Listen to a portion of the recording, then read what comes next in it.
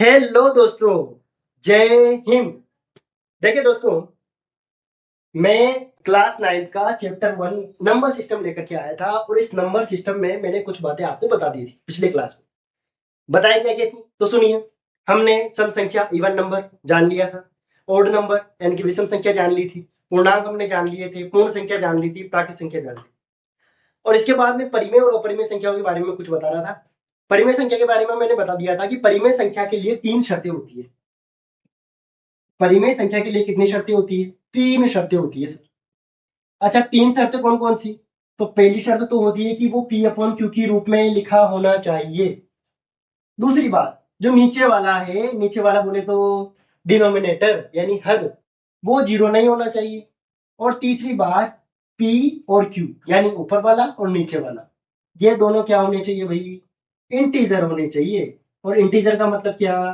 पूर्णांक। और पूर्णांक का मतलब क्या? माइनस अनंत से प्लस अनंत तक जितनी भी संख्याएं हैं उन सबको हम पूर्णांक कह सकते हैं।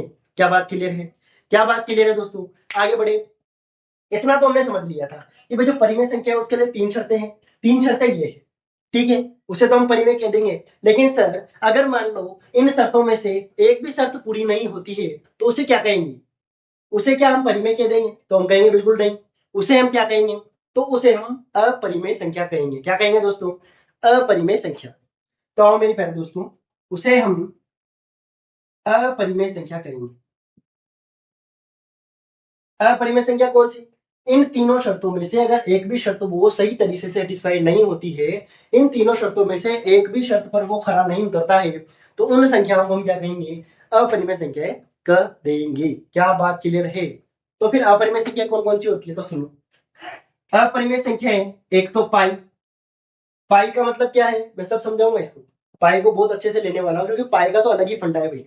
पाई जो है ना, इसके बारे में तो इतनी सारी कहानियां हैं, इतनी सारी, जो अभी तक सोल्व नहीं हुई है। इस पाई की एग्जैक्ट वैल्यू अभी तक पता नहीं चली है दोस्तों। पाई में इतनी सारी वैल्यू डेसिमल के बाद में वो चलती रहती है, अभी तक ये रुकी नहीं है। ठीक है, तो इसके बारे में बात करूंगा। उसके बाद अपरिमेय संख्या और कौन सी होती है? जो रूट वाली संख्या होती है। सर, रूट वाली संख्या कौन सी? तो सुनिए, रूट वाली संख्या है वो वाली संख्या है जिनका वर्गमूल आप ज्ञात नहीं कर सकते। जिनका वर्गमूल ज्ञात नहीं कर सकते, यानी अपरिमेय संख्या में एक तो पाई होगा। पाई हमेशा कहीं भी अगर पाई दिख जाए और आपसे पूछा जाए कि पाई अपरिमेय संख्या या परिमेय संख्या, तो आप क्लियर रूप से अपने माइंड से बिल्कुल क्लियर बात बता देंगे ये कि ये पाई जो है ये अपरिमेय संख्या है। क्यों है, क्या है, उसके बारे में बात करूंगा अभी। उसके बाद रूट वाली संख्या है। रूट वाली संख्याओं में ऐसी संख्या है जिसका वर्गमूल ज्ञात नहीं किया जा सकता। जिसका भी वर्गमूल ज्ञात नहीं किया जा सकता उसे हम अपरिमेय कहेंगे। ठीक है, रूट में होना चाहिए। और तीसरी बात, अगर अगर अगर अगर डेसिमल के बाद में कोई भी संख्या, डेसिमल के बाद में यानी कि दशमलव के बाद में रुक ही नहीं रही है, 5 2 3 4 7 1 रुक भी नहीं रही है, और दूसरी बात रिपीट भी नहीं हो रही है। रुक भी नहीं रही है, रिपीट भी नहीं हो रही है, यानी कि शांत भी नहीं है और आवर्ती भी नहीं है। आई बात समझ में? क्या सर, शांत और आवर्ती? अच्छा, नहीं आई समझ में? अच्छा, इसके बारे में बात कर लेते हैं, कोई बात नहीं। तो परिमेय के बारे में बातें हो गई और आपने जाना कि परिमेय का मतलब 3 शर्तें। 3 शर्तें कौन कौन सी?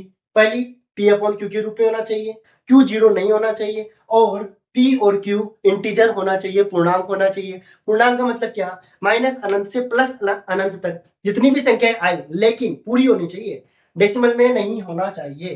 तो हम उसे क्या कहेंगे? हम उसे परिमेय संख्या कह देंगे, जहां पर भी तीनों शर्तें सेटिस्फाई होती है उसे। और अगर अपरिमेय संख्या यानी कि जहां पर भी इन तीनों शर्तों में से एक भी शर्त कंप्लीट नहीं होती है उसे हम अपरिमेय कह देंगे।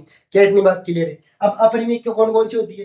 तो अपरिमेय मतलब पाई, रूट वाली संख्या है जिनका वर्गमूल ज्ञात नहीं किया जा सकता, और 0.5273 जो भी आ जाए, लेकिन दशमलव के बाद ऐसी संख्या है जो रिपीट ना हो, वो, और रुके भी नहीं, रिपीट भी ना हो, रुके भी नहीं, तो उन संख्याओं को अपरिमेय संख्याएं कहते हैं।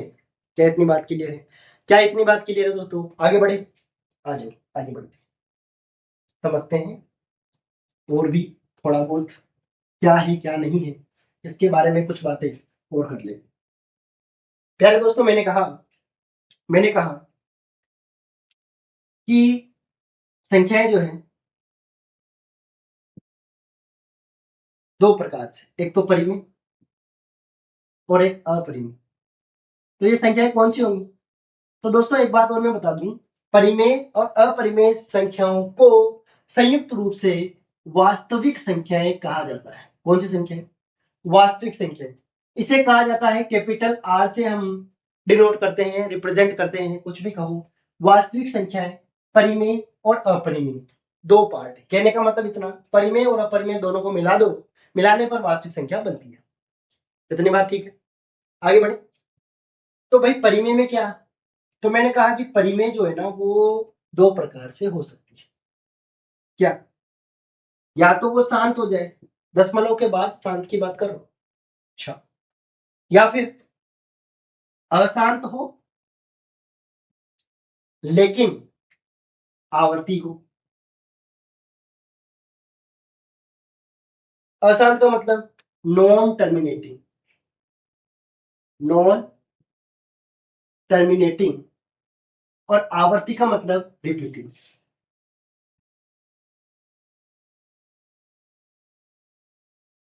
यानी जहां पर भी नॉन टर्मिनेटिंग रिपीटिंग वाली वैल्यूज होंगी वहां हम उसको परिमेय संख्या कह सकते हैं। इतनी बात क्लियर है? शांत का मतलब तो क्या? शांत का मतलब तो टर्मिनेटिंग है। तो कहने का मतलब इतनी सी बात है कि दशमलव के बाद में कुछ संख्याएं होती है जो एक या दो डिजिट बाद, तीन डिजिट बाद, पांच डिजिट बाद या 10 डिजिट बाद भी रुक जाती है, उन्हें हम शांत कहेंगे। लेकिन जो संख्याएं दशमलव के बाद में जो संख्या दशमलव के बाद में रुकती ही नहीं है और और और रिपीट होती रहती है, जैसे मान लीजिए मैंने कहा 1/3, 1/3 डिवाइड किया 0.33 जा 9, फिर 33 जा 9, फिर 33 जा, ऐसे ऐसे ऐसे ऐसे बढ़ती जाए। तो ये देखो, तीन तीन तीन तीन तीन तीन तीन रिपीट होती जा रही है, संख्या रुक भी नहीं रही है। ठीक है ना? तो इसे हम क्या कहेंगे? इसे हम परिमेय कह सकते हैं। तो अब हम इस संख्या को परिमेय कैसे बनाएं, क्योंकि हम तो परिमेय का मतलब तो तीन शर्तें जानते हैं कि P अपॉन Q की फॉर्म में होना चाहिए, P और Q अलग अलग इंटीजर होना चाहिए और ये नीचे वाला जीरो नहीं होना चाहिए, तो हम परिमेय कह देंगे।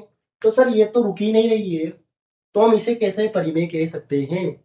उसके लिए हम कुछ नियम है वो सीखेंगे और इस प्रकार की संख्याओं को कैसे परिमेय संख्याएं बनाया जा सकता है, यानी इस रूप में कैसे लिया जा सकता है, कैसे बदला जा सकता है, उस पर बात करें। ठीक। अपरिमेय संख्या कौन सी? तो मैंने कहा कि डेसिमल के बाद में, दशमलव के बाद 0 पॉइंट, दशमलव के बाद में संख्याएं रिपीट नहीं होती और रुकती भी नहीं। 5237140217 इस तरह से बढ़ती जा रही है, बढ़ती जा रही है और रुकी नहीं रही है, उन्हें हम अपरिमेय कह देंगे। क्या इतनी बात क्लियर है? क्या इतनी बात क्लियर है दोस्तों? सुनो दोबारा से। वास्तविक संख्याओं में, वास्तविक संख्याओं के दो हिस्से, परिमेय और अपरिमेय, या फिर ऐसा कह सकते हैं कि परिमेय और अपरिमेय को, दोनों संख्याओं को या परिमेय और अपरिमेय संख्याओं को संयुक्त रूप से वास्तविक संख्या कहा जा सकता है। ठीक है। परिमेय संख्याओं को दो पार्ट में डिवाइड किया जा सकता है, शांत यानी टर्मिनेटिंग और अशांत आवर्ती यानी कि non terminating repeating. Non terminating repeating अशांत है लेकिन वो रिपीट हो रही है, और अगर अशांत है और रिपीट हो रही है तो उसे हम परिमेय बना सकते हैं। और अगर अशांत है और रिपीट भी नहीं हो रही है, यानी कि वो अशांत तो है ही, रुक भी नहीं रही है और रिपीट भी नहीं हो रही है, तो हम उस प्रकार की संख्याओं को अपरिमेय संख्याएं कहते हैं। क्या इतनी बात क्लियर है? क्या इतनी बात क्लियर है दोस्तों? आगे बढ़े, आइए आगे बढ़े।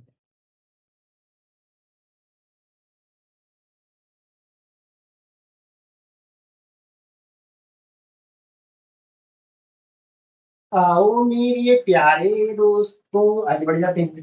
तो इतनी बात तो क्लियर है ना दोस्तों? आगे बढ़े। अब हम देखते हैं कि वास्तविक संख्या तक पहुंच गए। अब देखो, वास्तविक संख्याओं को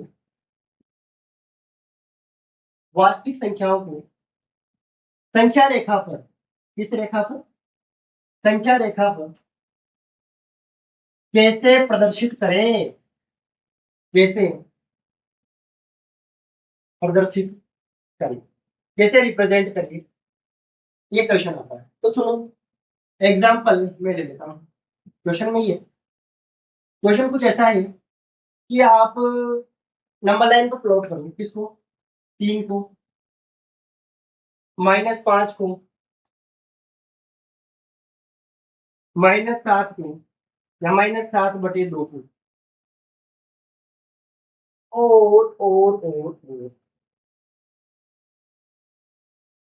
3 से 1/2। इन संख्याओं को आपको क्या करना है, नंबर लाइन पर प्लॉट करना है, प्रदर्शित करना है। तो आओ समझते हैं, जानते हैं कैसे हम इनको प्लॉट करते हैं, कैसे हम इनको दिखाओ। चलो, सबसे पहले तो आप बना दो जीरो, बना दो कहीं भी जीरो, बनाओ तो बनाओ या नहीं बनाओ, लेकिन बना दो। उससे क्या होगा, थोड़ा सा आसानी हो जाएगा, है ना। चलो, क्या होता है कि हमें 3 को रिप्रेजेंट करना है। देखो, हमें इस जीरो के राइट हैंड साइड पर चलना है, प्लस वाली संख्या है क्योंकि 3, और प्लस वाली संख्या है हमेशा जीरो के राइट हैंड साइड पर मिलेगी।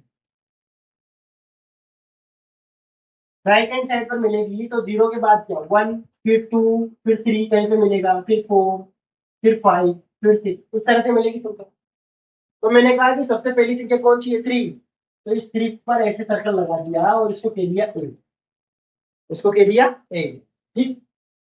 उसके बाद -5, -5 को रिप्रेजेंट करने के लिए मुझे नेगेटिव नंबर की तरफ आना पड़ेगा, यानी कि लेफ्ट हैंड साइड पर आना पड़ेगा। तो इधर आएगा -1, इधर -2, इधर आएगा -3, यहाँ पे आएगा -4, और यहाँ पे आएगा -। सुनो, नंबर कौन सा है, -5, यहाँ से 0, और ये -5 ही रहा, इस पर लगाया सर्कल और इसको मैंने कह दिया ठीक। -7/2, -7/2 को आप डिवाइड कर लो, 7 में 2 से डिवाइड किया, आया 3.5, और चूंकि नेगेटिव साइन है इसलिए नेगेटिव साइन लगा दिया। तो माइनस में 3.5, देखो 3 और 4 के बीच में यहाँ पर कहीं माइनस में 3.5 मिलेगा। इस 3.5 पर सर्कल करो और इसे लिख दो 3। ठीक है, इतनी बात की ले रहे हैं। आगे 3 कंप्लीट 1/2। अब सुनो, 3 कंप्लीट 1/2 का मतलब भी क्या है, 3.5 की है, लेकिन पॉजिटिव डिजिट की तरफ, पॉजिटिव नंबर की तरफ। कैसे, 3 कंप्लीट 1/2 का मतलब 3 तो 3 है, 1/2 का मतलब 0.5 है, तो ये 3.5 होंगे ना। और 3.5 किस किसके बीच रहेगा, तो 3 और 4 के बीच में, यहाँ पे कहीं 3.5 होगा, और इस 3.5 को आप सर्कल करके डी नाम दे दो। यानी जो एबीसीडी बनाया हमने, एबीसीडी जो बनाया वो हमने संख्याओं को रिप्रेजेंट कर दिया है नंबर लाइन। ये नंबर लाइन है। नंबर लाइन का मतलब बिल्कुल सीधा है, बिल्कुल सिंपल है। आप एक संख्या रेखा बना दो और उस संख्या रेखा पर संख्या रिप्रेजेंट कर दो, जो जो आपको एग्जाम्पल के रूप में या क्वेश्चन में दिया गया है कि आप इन संख्याओं को नंबर लाइन पर प्रदर्शित कीजिए, तो आप प्रदर्शित कर दीजिए। क्या इतनी बात क्लियर है। अब वो ऐसी वाली संख्याएं हो या ऐसी वाली संख्याएं हो, या माइनस वाली हो या प्लस वाली हो, जो भी हो आप रिप्रेजेंट कर देंगे। क्या इतनी बात क्लियर है। लेकिन ये तो परिमेय संख्याएं हैं सर, अपरिमेय संख्याओं को नंबर लाइन पर कैसे रिप्रेजेंट करेंगे, क्योंकि वास्तविक संख्याओं में तो परिमेय भी आता है और अपरिमेय भी आता है। तो बात करेंगे ना, आओ हम बात कर लेते हैं।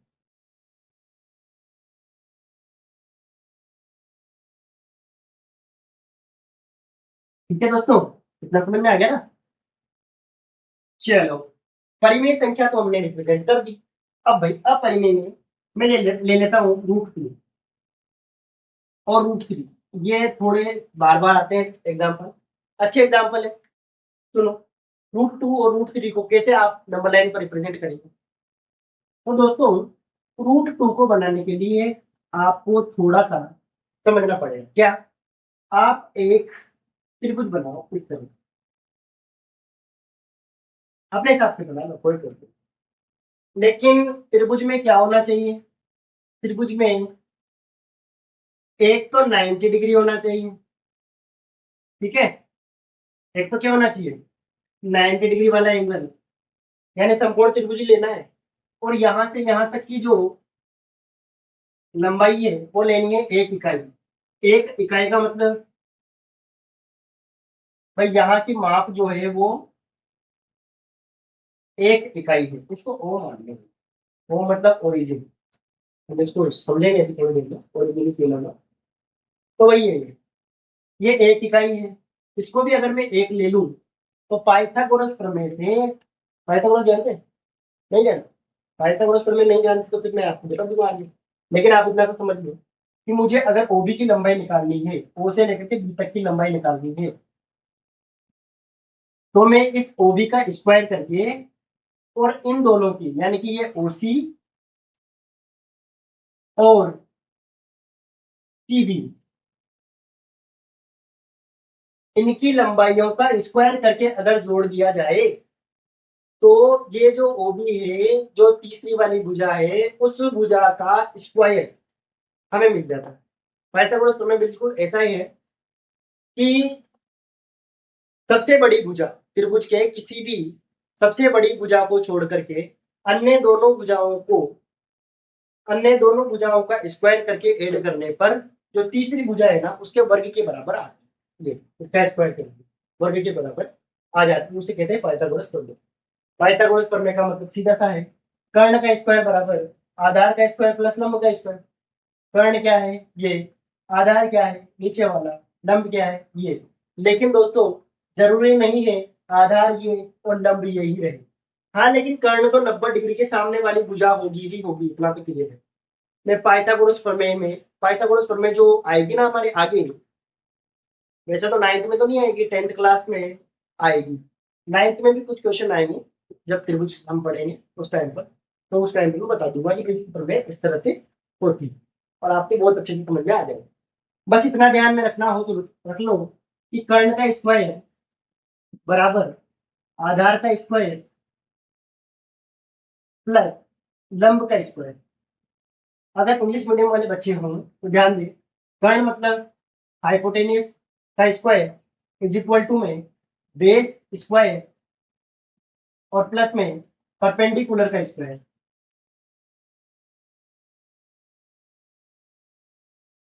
ठीक है,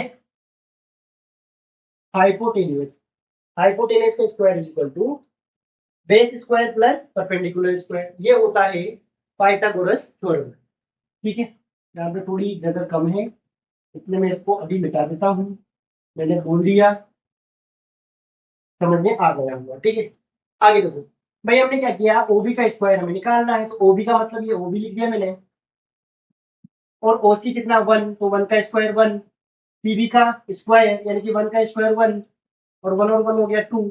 अब देखो यहाँ पे स्क्वायर है तो स्क्वायर जब भी इक्वल टू के दूसरी साइड जाएगा वो बन जाएगा स्क्वायर रूट, यानी कि रूट 2 बन गया, ये हो गया 2। हमने एक त्रिभुज लिया था जिसके आधार को 1 इकाई लिया और उसके लंब को भी 1 इकाई लिया, और जब हमने उससे कर्ण प्राप्त किया तो कर्ण आया रूट 2। हमें चाहिए क्या था, रूट 2, जिसे हमें नंबर लाइन पर प्लॉट करना है। अब हम बनाएंगे नंबर लाइन एक सेंटर का बना दी। यहाँ पे मैंने लगा दिया जीरो, लगा दिया जीरो। अब मुझे क्या करना है, इस वाले त्रिभुज को यहाँ से उठाना है, इस वाले त्रिभुज को यहाँ से उठाना है और यहाँ पे चिपका देना है। इस वाले त्रिभुज को मुझे यहाँ से उठाना है और यहाँ पर चिपका देना है, तो यहाँ पे मैंने चिपका दिया, ये चिपका। यहाँ पे 1 था तो मैंने लिया 1, ये 1 है तो ये लिया 1। कितनी बात क्लियर है? हाँ बता दो। तो जहाँ 1 है यहाँ 1 है, ये 1 ले लिया। नामकरण भी कर दो, ओ सी बी, ये ले लो। ओ तो है ही, ओ मतलब जीरो था, लेकिन मैंने ओरिजिन उसको मान लिया, मैं इसको ओ कह देता हूँ। ठीक, जीरो वैल्यू है, जीरो से लेकर के 1 तक, भाई जीरो से लेकर के 1 तक ही तो 1 होगा ना। उसके बाद 2 आएगा, यहाँ पे यहाँ कहीं 3 आएगा, फिर 4 आएगा, इस तरह से 1 फिर 1 फिर 1 ऐसे। ठीक है, 1 1 का गेट चल रहा है सब में। तो यहाँ से और यहाँ तक की इकाई 1, 1 इकाई, और यहाँ से ऊपर तक की इकाई भी 1 ले ली मैंने।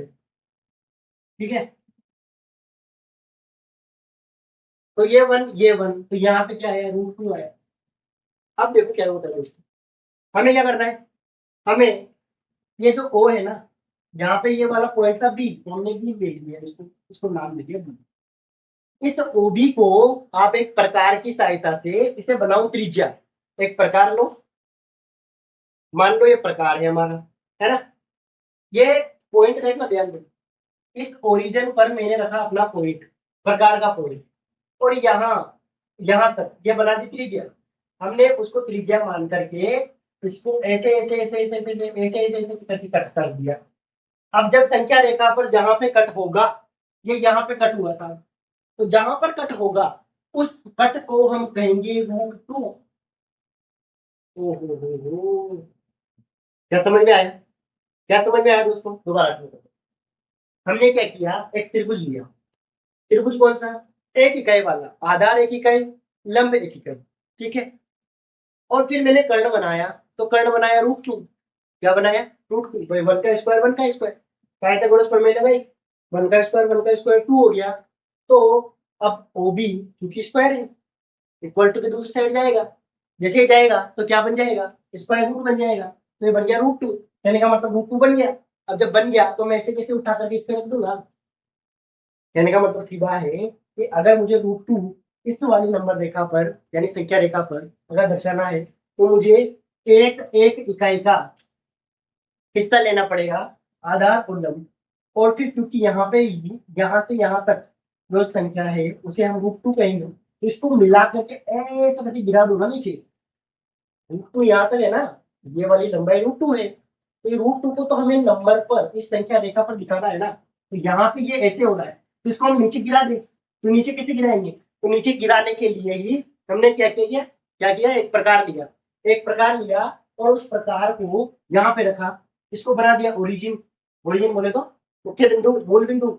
इस मूल बिंदु को हमने बनाया ओरिजिन, और उसको ओरिजिन बना करके हमने ये वाली लंबाई लंबाई नापी, और ये लंबाई नाप करके इसको ऐसे ऐसे ऐसे करके कट कर दिया। और कट जहां पे होगा उसे हम क्या कहेंगे, उसे √2 कह देंगे। लंबाई तो वही थी ना √2, वो गिर करके नीचे आ गई, तो ये वाली √2 यहाँ से और यहाँ तक की लंबाई क्या हो गई, √2। तो कहने का मतलब ये क्या हो गया, √2। क्या इतनी बात क्लियर है? क्या इतनी बात क्लियर है दोस्तों? आगे बढ़ जाए। सर √3 को भी बताएं तो साथ के साथ आ जाओगे, √3 को भी सीखिए। अब सुनो, तो मैं इस वाले त्रिभुज को हटा दूं, वाले त्रिभुज को मैं हटा देता हूँ, मैं अच्छे से बताऊँ। चलो इसको तो बता, सुनो। अब मुझे त्रिभुज लेना है ना, तो मुझे त्रिभुज कौन कौन सा लेना है, मतलब क्या, आधार और लंबाई, यानी जो लंब है उसकी लंबाई क्या लेनी पड़ेगी। तो सुनो, आधार की लंबाई तो ले लो, कुछ भी ले लो। मान लो मैंने ले लिया √2, और लंब की लंबाई ले ली 1। तो सुनो, अब चूंकि मुझे कर्ण निकालना है, ये ओ ये ए और ये बी है, ठीक। ये वाली √2 है, ये वाली 1 है, ये मान रहा हूं मैं, ये कहीं से आई नहीं। ये √2 है और ये 1 है, तो भाई जब ये √2 और ये 1 है, तो ये वाली जो वैल्यू होगी, तो इसका स्क्वायर प्लस इसका स्क्वायर, इसका स्क्वायर यानी √2 का स्क्वायर यानी 2। मैं यहाँ पे लिख देता हूँ,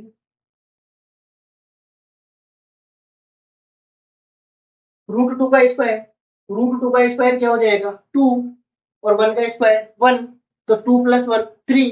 और जब ये स्क्वायर इक्वल टू की दूसरी साइड जाएगा, तो स्क्वायर रूट बन जाएगा, यानी ये √3 हो गया।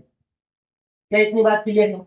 √2 का स्क्वायर 2 हुआ, 2 + 1 का स्क्वायर 1 हुआ, तो 2 + 1 3 हो गया। स्क्वायर इक्वल टू के दूसरी साइड गया, रूट बन गया, यानी कि √3 बन गया, √3। यानी ये वाली वैल्यू √3 बन जाएगी।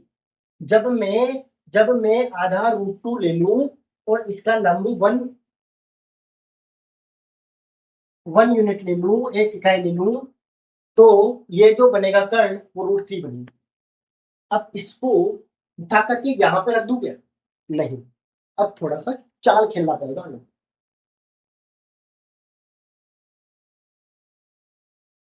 हमें थोड़ा सा दिमाग लगाना है। तो सुनो भाई दोस्तों, कैसा दिमाग लगाए तो सुनो। हमने क्या किया, हमने ये और ये लिया था पहले, तो तब ये बन गया। अब हमें √2 तो वैसा का वैसे ही रखना है। √2 का मतलब इस वाले पर हमने त्रिभुज बनाया, तो ये ऐसे करके गिरा था तब जाके √2 बना था। अब मुझे ये तो रूट 2 रखना है, रख लो।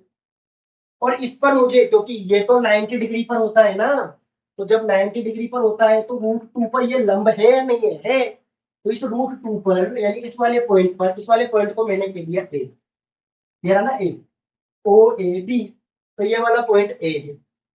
इस वाले पॉइंट पर मैंने लंब खींच दिया 90 डिग्री पर, ये 90 डिग्री पर लंब खींच दिया, कितनी इकाई का, 1 इकाई का, 1 यूनिट का खींच दिया।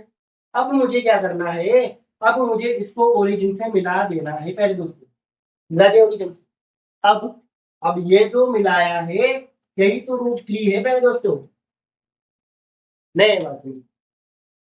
मैंने कहा ये वाला जो त्रिभुज है इसको थोड़ा सा घुमा दो दोस्तों, ये ऐसे था, इसको ऐसे घुमा दिया थोड़ा सा और यहाँ चिपका दिया, ये घुमाया तो ये तो बना, ये नीचे वाला रूट 2, ये रूट 2 ये रहा, ये 1 था तो ये 1 ये रहा।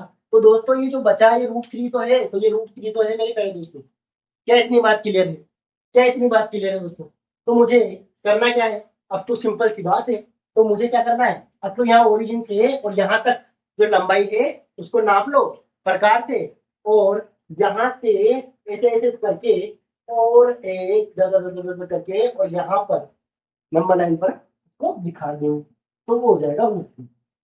कैसी बात क्लियर, क्या ये 2 से छोटा आएगा, हाँ, क्योंकि रूट 4 जो होता है वो तो 2 होता है, तो रूट 3 जो होगा वो तो 2 से छोटा ही आएगा ना कह रहे दोस्तों, तो 2 से इधर ही आएगा, 2 से आगे मत निकाल देना।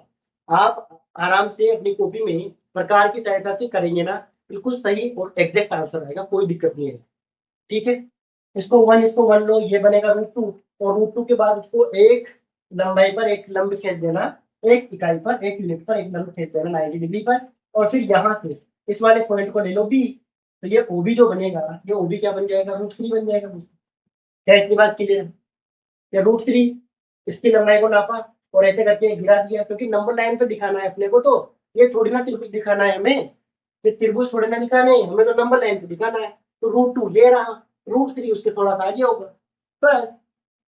क्या इतनी बात क्लियर है, लेकिन हम क्या करते हैं अच्छे से समझाने के लिए ये तरह बता दिया। ठीक है, आगे बढ़े दोस्तों, समझ में आ गया। और अगर समझ में नहीं आया हो तो कमेंट सेक्शन में जरूर डाल दें दोस्तों, जो भी समझ में नहीं आया, कोई भी ऐसा डाउट जो आपके मन में है, जो आप हो सकता है थोड़ी देर बाद में पता कर पाए, अभी नहीं आ रहा हो दिमाग में, तो कोई बात नहीं, कमेंट सेक्शन में आप डाल दें और मैं आपको जवाब दे दूंगा। अगर कमेंट सेक्शन में जवाब नहीं दे पाया तो मैं आपको अगली क्लास में आंसर दे दूंगा दोस्तों, और प्रूफ के साथ दूंगा, इतना भी आप समझ जाओ। ठीक है मेरे दोस्तों, आगे बढ़े। यानी वास्तविक संख्याओं में 2 टाइप की संख्याएं होती है, परिमेय संख्या और अपरिमेय संख्या। परिमेय संख्याओं को भी हमने नंबर लाइन पर रिप्रेजेंट करना सीख लिया, और अपरिमेय संख्याओं को भी हमने नंबर लाइन पर रिप्रेजेंट करना सीख लिया। क्या इतनी बात क्लियर है, क्या इतनी बात क्लियर है, आगे बढ़ जाए। अब मैं क्या करता हूँ, अब मैं एक टॉपिक लेता हूँ जिसे हम कहेंगे, ये संख्या कौन सी है, वास्तविक संख्याओं की बात हो रही है, क्योंकि हम वास्तविक संख्याओं तक पहुंच गए ना। तो वास्तविक संख्याओं का निरूपण ले लें। वास्तविक संख्याओं को हमने पहले दिखा दिया, नंबर लाइन पर भी दिखा दिया। वास्तविक संख्याओं पर संक्रियाएं, वास्तविक संख्याओं पर संक्रियाओं का मतलब क्या है दोस्तों, और कुछ नहीं, बस इतना है कि वास्तविक संख्याओं को सोल्व कैसे करते हैं। है दोस्तों, वास्तविक संख्याओं में 1/2 आ गया, 3/2, आओ इसे सोल्व कैसे करें, परिमेय संख्या है ना, परिमेय संख्याओं को सोल्व कैसे करें, एलसीएम लेना आता है। इन दोनों का एलसीएम लिया, आया 4, 2 से डिवाइड किया 4 में, कितने टाइम, 2 टाइम, 2 बार गया ना, 2 से 4 में भाग 2 बार गया, उस 2 को 1 से गुणा करना है और यहाँ लिखना है, 1 2 2। 4 से डिवाइड किया 4 में, कितने टाइम, 1 टाइम, और 1 को 3 से मल्टीप्लाई किया, तो 3 1 जा 3, ये लो आंसर क्या है, 2 + 3 5, और डिवाइड बाई ये वाला 4, कितना तो आता है। ये हमने एग्जाम्पल ले लिया परिमेय संख्या का। तो ये परिमेय संख्या जो है, इन परिमेय संख्याओं को प्लस ऐसे करो, ठीक। परिमेय संख्याओं को अगर माइनस करना हो, 3/4 माइनस 3/7 ऐसे मैंने ले लिया। ये दूसरा एग्जाम्पल है, ये पहला है। आओ एलसीएम कितना है? तो सर एलसीएम निकालने के लिए हम 7 और 4 को मल्टीप्लाई कर देंगे। यहाँ पे हमने 4 और 2 को मल्टीप्लाई क्यों नहीं किया? क्योंकि सर 4 और 2 में 4 जो है बड़ी वैल्यू है और 4 में दोनों से डिवाइड हो रहा है। यहाँ पर जब हम 7 और 4 में से किसी एक नंबर को लेते हैं तो 7 में 4 से डिवाइड नहीं होता, 4 में 7 से डिवाइड नहीं होता, तो दोनों को मल्टीप्लाई करके लिख दो। तो जो डिवाइड हो जाएगा वो तो हो जाएगा और जो डिवाइड नहीं होगा वो बच जाएगा। जैसे 4 से 4 में डिवाइड हुआ 1 टाइम और उसके साथ क्या बच गया 7 यानी 7। उस 7 को मल्टीप्लाई करेंगे 3 से, 7 3 जा 21, माइनस तो माइनस, 7 से 7 कट हुआ, बचा क्या 4, 4 को 3 से मल्टीप्लाई किया 12। कैसे बात की? 11 माइनस 2 9 और 1 माइनस 1 0, 9/28, 7 4 जा 20, 9/28 आंसर है। कैसी बात की? ये एलसीएम लेना आता है ना? नहीं आता तो इसके लिए भी हम एलसीएम एचसीएफ सारी की सारी संख्याओं को किस तरह से हम सोल्व करते हैं बता दूंगा। लेकिन क्योंकि हम 9th क्लास पढ़ रहे हैं, क्लास 9 पे थोड़ा तो लेवल आता होना चाहिए। एचसीएफ एलसीएम आपको आता होगा और अगर नहीं भी आता है तो मुझे बता दिए कि कमेंट सेक्शन में। मैं कोई बात नहीं, आप जीरो पर है ना तो कोई नहीं, मैं जीरो से उठाने के लिए आपको तैयार हूँ। लेकिन बस एक दिमाग में रखना बात कि आपको सीखना है और अच्छे से सीखना है, फिर भूलना नहीं है दोस्तों। क्योंकि दोस्तों क्या होता है, हमें मैथ को सीखना है और मैथ को सीखना है ना तो हमें बेसिक तो क्लियर करना पड़ेगा, एकदम क्लियर, कहीं भी दिक्कत नहीं आनी चाहिए, तब जाके आप आराम से सीख जाओ। ठीक है, अब इनको प्लस माइनस कर दिया।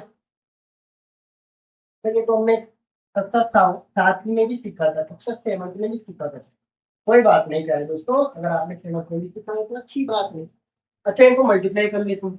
तो 3/2 मैंने कोई भी एग्जाम्पल लिया तीसरा वाला, मल्टीप्लाई में 3/7 ले लिया है। मल्टीप्लाई करेंगे तो क्या होता है, मल्टीप्लाई करने पर ऊपर वाली वैल्यू ऊपर वाली से मल्टीप्लाई कर दो, नीचे वाली वैल्यू नीचे वाली से मल्टीप्लाई कर दो। अगर कट हो रही है तो काट दो, 3 3 जा 9, क्योंकि कट नहीं हो रही है ना यहाँ पे, 2 से 3 में भाग नहीं जाता, यहाँ भी 2 से 3 में भाग नहीं जाता, 7 से 3 में भाग नहीं जाता है ना, 3 से 7 में भाग नहीं जाता। इसलिए हम क्या करेंगे, ऊपर वाली संख्याओं को ऊपर ऊपर जोड़ा, नीचे वाली संख्याओं को नीचे नीचे जोड़ा, ये आंसर है। ठीक है, उसके बाद एग्जाम्पल नंबर 2 ले लेता हूँ मैं, डिवाइड वाला क्वेश्चन भी ले लेता हूँ। ठीक है, तो जैसे ही मैंने ये 5/2 लिया, डिवाइड वाला क्या कहता है, डिवाइड वाला कहता है कि जैसे ही मेरा साइन आ जाए बाद वाली संख्या को पलट दो। बाद वाली संख्या को पलट के लिखेंगे 7/3, 3/7 को पलटो 7/3। इतनी बात क्लियर है। अब कटती है तो काट दो वैल्यूज को, अगर नहीं कटती तो ऊपर वाली ऊपर नीचे वाली नीचे, मल्टीप्लाई का साइन है तो मल्टीप्लाई कर दो। 5 7 जा 35 डिवाइड बाई 2 3 जा 6, यही आंसर है। क्या इतनी बात क्लियर है? क्या इतनी बात क्लियर है दोस्तों? आगे बढ़े, समझ में आ गया ना? मल्टीप्लाई है तो या तो कट हो रही है वैल्यूज तो काट दो, नहीं कट हो रही तो ऊपर वाली से मल्टीप्लाई, नीचे वाली तो नीचे वाली से मल्टीप्लाई। अगर डिवाइड है तो डिवाइड वाला कहता है कि मल्टीप्लाई में बदलो, मल्टीप्लाई में बदलो, गुणा में बदलो। और गुणा में बदलने के लिए करना क्या होता है, डिवाइड के बाद वाली वैल्यू को पलट देना है, मल्टीप्लाई में बदल गया और ये छोड़िए। के बाद क्लियर, इसको बेसिक से जब बताए तो हुआ ये कि 5/2 डिवाइड बाई 3/7 ऐसे हुआ, है ना। और जब ऐसे सोल्व करना चाहा तो इस वाले को ऊपर लाने के लिए 3/7 को पलट के लाना पड़ेगा, तब जाकर ये सोल्व हो जाएगा। ये ऐसा होगा, इसकी बेसिक यहाँ पे। ठीक है, चलिए ये ऑपरेशन है। ऑपरेशन का मतलब संक्रिया है। ये संक्रिया कुछ ऐसा है, संक्रिया का मतलब कुछ ऐसा मत समझ लेना कि सर संक्रिया एक नया वर्ड क्या है। नया वर्ड कुछ नहीं, आपने वास्तविक संख्या देखी, अब वास्तविक संख्याओं पर किस प्रकार से क्वेश्चन बन सकते हैं, प्लस माइनस गुणा और भाग तक। ठीक है, आगे बात क्लियर है, आगे बढ़ जाए। अब वास्तविक संख्याओं पर संक्रियाएं तो ले लिया आपने, यह परिमेय संख्या बताई थी मैंने आपको, दो अपरिमेय वाली भी दोगी। Operation on the real number, ठीक है, operation on the real number. यहाँ पर जगह कम है इसलिए मैं इंग्लिश में नहीं लिख रहा हूँ। ठीक है दोस्तों, आगे बढ़ो। तो मैं अपरिमेय वाली संख्याओं को ले रहा हूँ, जैसे कि √2 प्लस में √7 और डिवाइड बाई √5 मल्टीप्लाई बाई 1/√3। एक ही क्वेश्चन ले लेता हूँ, उसी की क्लियर कर दूंगा सारी बात। अब मुझे समझाइए एक बात, √2 और √7 है, ठीक है। √2 और √7 क्या प्लस कर सकते हैं क्या? क्या प्लस कर सकते हैं क्या? नहीं। क्यों? क्योंकि ये तो रूट वाली वैल्यू अलग अलग है ना, √2 अलग है, √7 अलग है, तो हम ऐड नहीं कर सकते। नहीं कर सकते तो ये का ये लिख दें। अब √2 प्लस √7 को 1 से मल्टीप्लाई करेंगे तो बिल्कुल ऐसा का ऐसा ही उतार दो उसको, बस ये 1 से मल्टीप्लाई हो गया। 1 से मल्टीप्लाई का मतलब ऐसी की वैसी है। अब ये देखो √5 √2 मल्टीप्लाई होगा। अब सुनो, जब भी रूट वाली संख्याओं को मल्टीप्लाई करना है, जब भी रूट वाली संख्याओं को मल्टीप्लाई करना है, एक बार रूट लगाएंगे और जो संख्याएं मल्टीप्लाई करनी है उन संख्याओं को अंदर स्क्वायर रूट के अंदर लिख देंगे। अगर मल्टीप्लाई का साइन है तो मल्टीप्लाई, यानी कि 5 मल्टीप्लाई बाई 2। क्या इतनी बात क्लियर है दोस्तों? ठीक है। ऊपर वाली वैल्यू को यानी √2 प्लस √7 को वैसा का वैसा लिख दो, और चूंकि 5 पूजा 10 होता है तो √10 लिख दिया हमने। इतनी बात क्लियर है, लिख दिया, यही आंसर। अगर वैल्यू कट हो तो काट देते, नहीं कट हुई है तो कोई दिक्कत नहीं है, यही आंसर। कहते बात क्लियर है। एक कटने वाली वैल्यू भी ले लेता हूँ ताकि आपके दिमाग में ये जो मिथ बैठ जाए अंदर, एक संदेह और कि सर कटने वाली वैल्यू को ले नहीं रहे, बार बार ही बोल रहे कट रही है तो काट दो। आओ मेरे पास दोस्तों एक क्वेश्चन ले, उस टाइप का भी ले लो। 5/10 मल्टीप्लाई बाई 2/3 मल्टीप्लाइड में √2/7 एंड डिवाइड में 1/2। ये ले लो सर। अब सुनो, क्योंकि यहाँ पर यहाँ से यहाँ तक तो मल्टीप्लाई वाली संख्या है, लेकिन यहाँ पर ये डिवाइड वाली संख्या है, तो हम क्या करें, पहले इसको मल्टीप्लाई में बदल देते हैं। ये 5/10 multiply multiply 2/3 2/3 multiply multiply √2/7 √2/7 divide का साइन तो इसको मल्टीप्लाई में बदलेंगे रूट। ध्यान देना, डिवाइड वाला साइन हमेशा बोलता है कि मुझे तो गुणा में बदल दो भाई, मुझे तो गुणा में बदल दो, कोई प्रॉब्लम नहीं है। गुणा में जब बदलेंगे तो बाद वाली संख्या को पलट के लिख दो। ये तो गुणा में बदल दिया, और ये 1/2 को पलटा, ऊपर वाला नीचे, नीचे वाला ऊपर, ऊपर वाला नीचे, नीचे वाला ऊपर, तो ये 2/1 हो गया। क्या इतनी बात क्लियर है? अब देखो, अब कटने वाली वैल्यू को काटो। भाई देखो, 2 के पहाड़े में 10 आता है कितनी बार में? 5 बार में, तो ये लगा दिया 5। इस 5 से ये 5 भी कट गया। उसके अलावा और क्या कट रहा है? तो सब कुछ कट ही नहीं रहा। नहीं कट रहा तो जो ऊपर वाली संख्या है उनको ऊपर गुणा कर दो, नीचे वाली संख्या को नीचे गुणा कर दो। ऊपर कौन कौन है? 2 है और √2 है, तो ये 2 √2 ये मल्टीप्लाई करके लिख दिया मैंने। 2 और √2 को मल्टीप्लाई किया तो √2 हो गया, ठीक है। और 3 और √7 को जब मल्टीप्लाई किया तो ये आया 3√7। इसको थोड़ा सा ऐसे भी लिख सकते हैं कि 2/3 मल्टीप्लाई बाई रूट में 2/7, ठीक है। ऐसा हम लिख सकते हैं। एक बार देख लेते हैं, ठीक है ना दोस्तों? क्लियर है पूरा? वास्तविक संख्याओं पर संख्या हम देख रहे थे, परिमेय संख्या को हमने पहले देख लिया। परिमेय संख्या मतलब रूट वाली संख्या भी आ सकती है, तो हमने इस तरह से संख्या देख। यहाँ पे मल्टीप्लाई था तो हमने ऐसे कैसे लिखा इसको, तो ये डिवाइड था, इसको बदल दिया। किसमें बदला? गुणा में। गुणा में बदला तो बाद वाली संख्या को पलट के लिख दिया, तो 2/1 हो गया। और अब कटने वाली वैल्यूज को काटेंगे, तो 2 से डिवाइड होता है 10 में, कितने बार? 5 टाइम, तो 5 बार। 5 से 5 कट गया, ऊपर क्या बचा? 2 और √2, तो 2 √2 लिख दिया। नीचे में कौन बचा? 3 और √7 बचा। 1 भी है तो मल्टीप्लाई पे 1 से भी कोई फर्क पड़ने वाला है नहीं, 3 और √7 को मल्टीप्लाई करके लिख दिया। अब क्योंकि ये रूट और ये रूट अलग अलग था, हमने कहा कोई बात नहीं, डिवाइड में तो है, दोनों लिख दिया, तो एक रूट दे दिया दोनों को। और आगे वाले 2/3 को 2/3 ही लिख दिया। क्या इतनी बात क्लियर है? क्या इतनी बात क्लियर है दोस्तों? आगे बढ़ जाए, कर लोगे ना क्वेश्चन को? एक और अच्छा क्वेश्चन बन जाता है जिसे हम रेशनलाइजेशन कहते हैं, परिमेयकरण। कौन सा? परिमेयकरण। अब परिमेयकरण पर अच्छा क्वेश्चन इसलिए भी बन जाता है क्योंकि बोर्ड में आ जाता है दोस्तों, और ये 10th में भी आता है परिमेयकरण वाला क्वेश्चन, क्योंकि 9th में है, इसलिए कॉन्सेप्ट यहीं से सीख के चलो, कोई प्रॉब्लम नहीं। परिमेयकरण वाला क्वेश्चन के सुनो, एग्जाम्पल लिया मैंने 2/√3 माइनस 2। सोल्व करो इसको। 2/√3 माइनस 2, इसको सोल्व करो। कैसे सोल्व करो तो सुनो।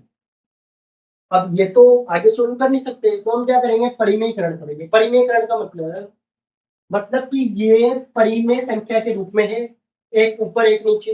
हमें क्या करना है, हमें मल्टीप्लाई करना है। किससे मल्टीप्लाई करना है, नीचे वाली वैल्यू में जो साइन है ना उसको चेंज करके मल्टीप्लाई करना है। कैसे, √3 तो √3 ही रखो, 2 है तो 2 ही रखो, बस यहाँ माइनस है तो यहाँ क्या कर दो, प्लस।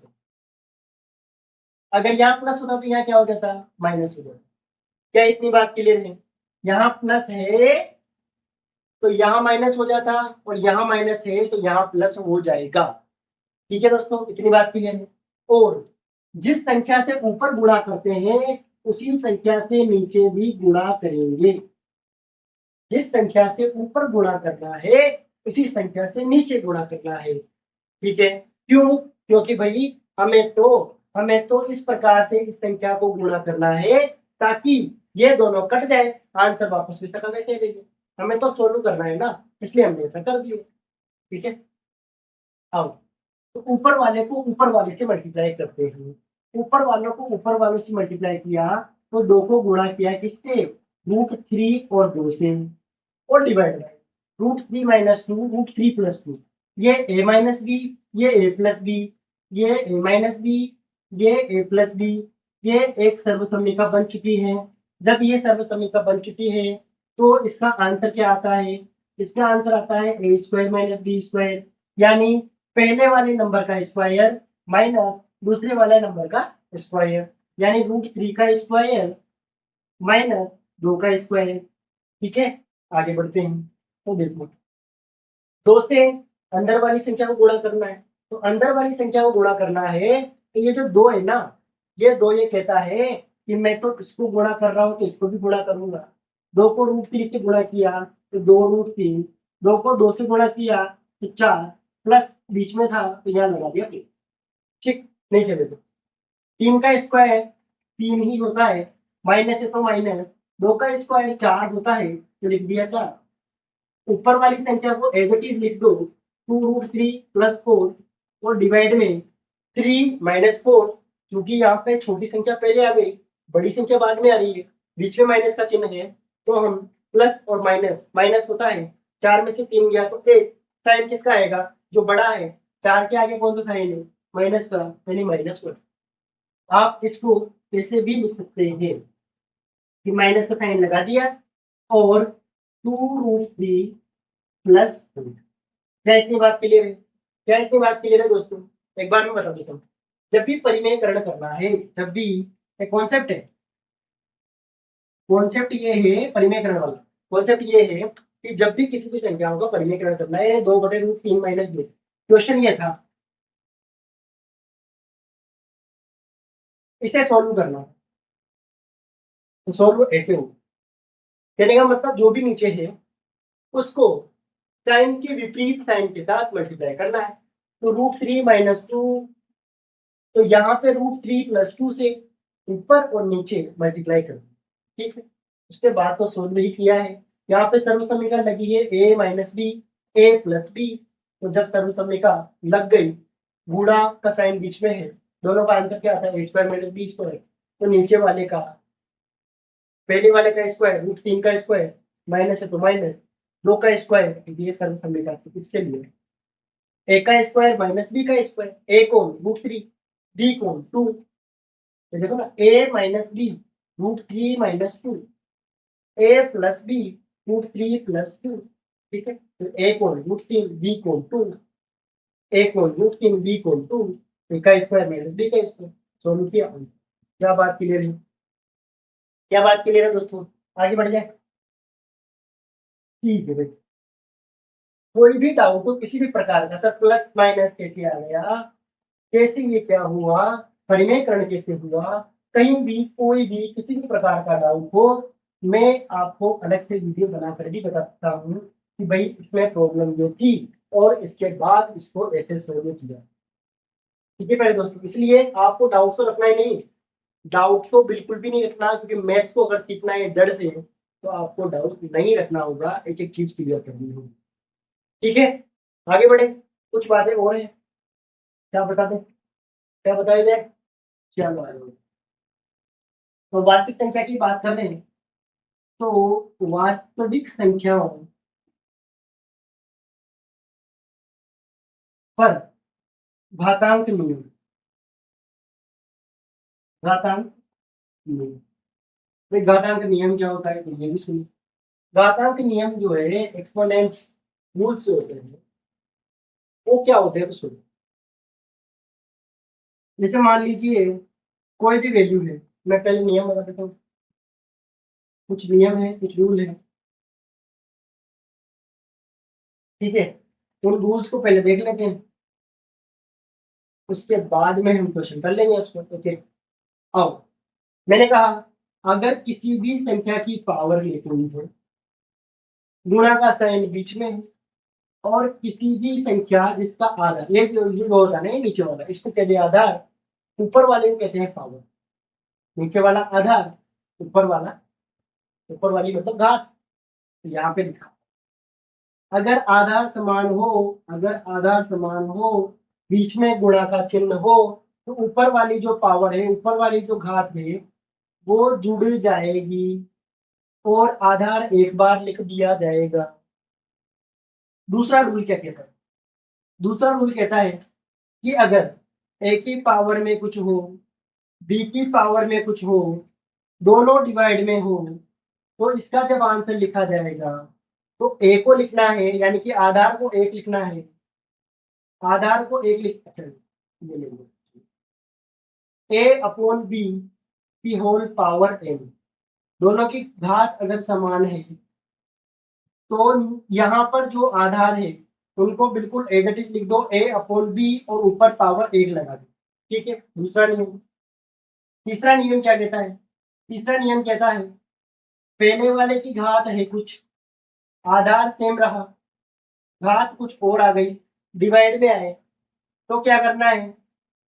ए तो दोनों की, क्योंकि आधार समान है ना, तो आधार लिख दो एक बार, घात को डिवाइड में है तो माइनस करते हुए लिखना है, एम माइनस। ठीक है,